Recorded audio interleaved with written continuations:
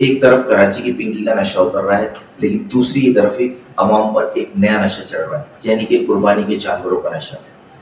منڈیاں سج چکی ہیں، قیمتیں سن کے ایسا لگتا ہے کہ کوئی چلتا پھرتا پلاٹ بیچ رہا ہو۔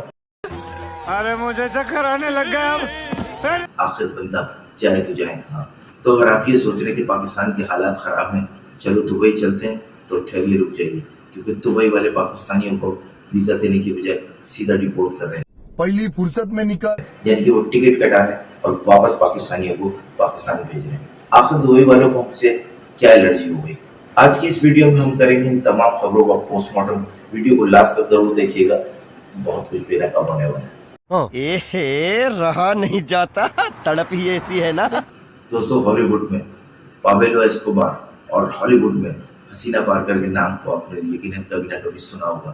کراچی میں بھی ایک ایسی صورتحال سامنے آئی جب پولیس نے ایک خاتون کو گرفتار کیا جس کا نام بعد میں پنکی سامنے آیا۔ جی ہاں، یہ پنکی جس نے کراچی میں ڈرگز ڈیلنگ کر کے پولیس کی ناک میں دم کر رکھا تھا، بالآخر وہ قانون کے شکنجے میں آ گئی۔ تو وہ کوئی عام چور چکی نہیں تھی، بلکہ وہ ایک ڈرگز سپلائر تھی اور ایک کافی بڑا نیٹ ورک جو ہے وہ ہولڈ کرتی تھی، جس میں کئی بڑے بڑے نام شامل ہونے کا اندیشہ ظاہر کیا جا رہا ہے۔ تو وہ کئی دفعہ پولیس کو چکمہ دے کر غائب ہو چکی تھی، لیکن بالآخر وہ پولیس کے شکنجے میں آ گئی۔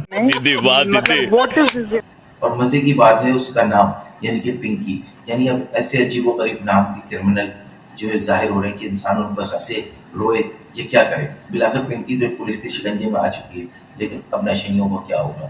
ان کی عید کی خوشیاں اب وہ کیسے منائیں؟ نشہ کرنا ساڈا کم، نہ کچھ سانو ٹینشن تے نہ کچھ سانو غم۔ چلیے بات کرتے ہیں قربانی کے جانوروں کی۔ تو جانور کراچی میں آ چکے ہیں، منڈیاں سج چکی ہیں، نارتھرن بائیپاس پہ بھی جو ایشیا کی سب سے بڑی منڈی ہے وہ سج چکی ہے اور خریدار ادھر کا رخ کر رہے ہیں۔ لیکن ریٹ سن کے اس بار بھی عوام جو ہے کافی پریشان ہے، کیونکہ ریٹ بہت زیادہ ہے اور مہنگائی نے لوگوں پرچیسنگ پاور کو کم کر دیا۔ ہر سال کی دفعہ اس سال بھی جانوروں کے وہی عجیب و غریب نام، یعنی سلطان، بھولا، بھالو، اور وہی ان کی مالکوں کی کہانیاں، یعنی کہ دیسی گھی کھاتا ہے اور یہ بادام اور پستے کھاتا ہے اور وہ کھلاتے ہیں اس کو صرف گھاس ہی ہیں، لیکن لوگوں کو بیوقوف بنا کے وہ اس کی قیمتوں کو آسمان پہ پہنچا دیتے ہیں۔ یہ بہن چو سارے مل کے ہم کو پاگل بنا رہے ہیں، مادر چوت کے بچے۔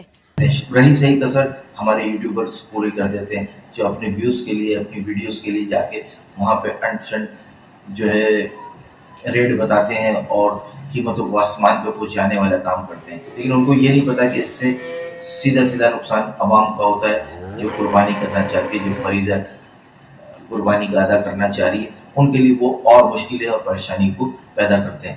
سو بکروں کے ریٹ اتنے زیادہ ہیں کہ ایسا لگتا ہے کہ ہم نے بکرا نہیں بلکہ ایک آئی فون خریدے۔ بیپاری سے اگر کسی بکرے کا ریٹ پوچھ لوں تو اتنا منہ بنا کے ریٹ جواب دیتا ہے، ایسا لگتا ہے کہ جیسے ہم نے اس کی کوئی جائیداد مانگی ہے۔ قربانی ایک جذبے کا نام ہے، ایک قربانی کا نام ہے جو اللہ کے پیغمبر حضرت ابراہیم علیہ السلام نے اللہ کی راہ میں اپنے بیٹے کو قربان کر کے دی تھی۔ لیکن آج کی جو قربانی ہے کہ ٹینٹ لگانا اور جانوروں کی نمائش، یعنی کہ ان کے گلوں میں ہار ڈالے جا رہے ہیں اور عجیب و غریب جو ہے نا جانوروں کا تماشا بنایا جا رہا ہے، اور وہ 4-5 دن 6 دن جو بھی عید سے پہلے کے دن ہوتے ہیں وہ جانور کو ہم ایسا اس کا تماشا بناتے ہیں، پوری گلی میں دوڑانا، بھگانا۔ اور آج کل تو جو ہے بچے بڑے بھی چیزوں میں شامل ہو گئے، یعنی کہ وہ ایک ٹینٹ لگا لیتے ہیں اور وہاں پہ جو ہے ان کی نمائش شروع ہو جاتی ہے۔ مطلب کہ وہ ایک قربانی کا جو جذبہ، جو فریضہ ہے، اس کے پیچھے کی جو لاجک ہے وہ سب کچھ بھول کے کچھ بھی کرنے سے تو ہم پرہیز نہیں کر رہے ہیں۔ عوام کی ٹینشن یہ ہے کہ اکیلے جانور خریدنا اب بہت مشکل ہوتا جا رہا ہے اور حصے میں 7 حصے ہوتے اور وہ بھی بجٹ میں انسان کے اب آنا بہت ہی مشکل ہے۔ تو ایسا لگتا ہے کہ ایسا نہ ہو کہ 7 حصوں کی بجائے 17 حصے کرنے پڑ جائیں۔ نہیں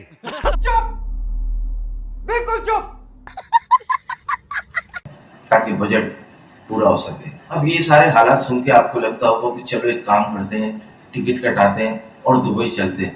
تو رک جاؤ بھائی، ابھی جانا مت۔ تو دوستو، یو اے ای کی حکومت نے ریسنٹلی جو ہے نا پاکستانیوں کو ڈیپورٹ کرنا شروع کر دیا۔ کو پیسہ برباد بہن چوت۔ کیا وجہ ہے اس کے پیچھے؟